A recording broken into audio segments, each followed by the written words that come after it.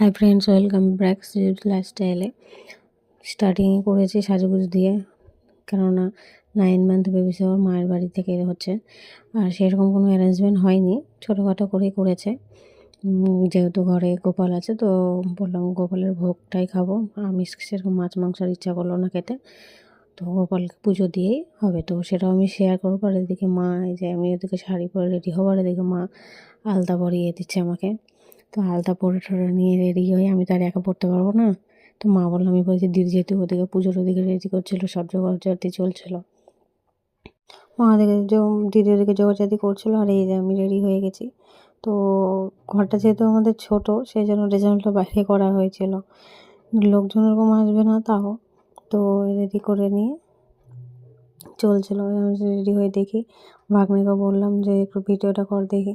তো এদিকে অন্ধকার হচ্ছিলো, এখানে লাইট সেরকম আলোটা পড়ে না, লাইট আছে আলোটা পড়ে না, অন্ধকারই আসো, তবে না ফ্ল্যাশ অন করেই করি। দেখো কেমন সেজেছি, নিজে নিজে সাজুগুজু করেছি, কেমন হয়েছে।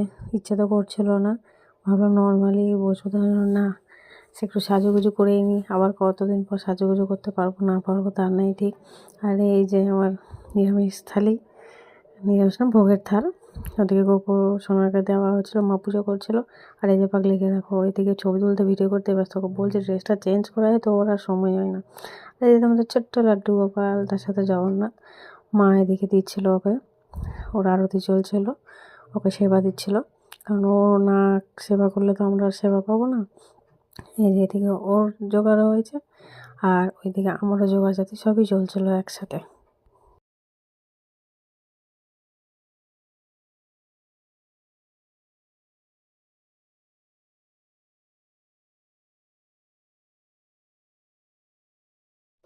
আর এই যে আরতি, মার আরতি শেষ হলো, তো আর দিয়ে আমরা সবাই মিলে আরতি নিলাম।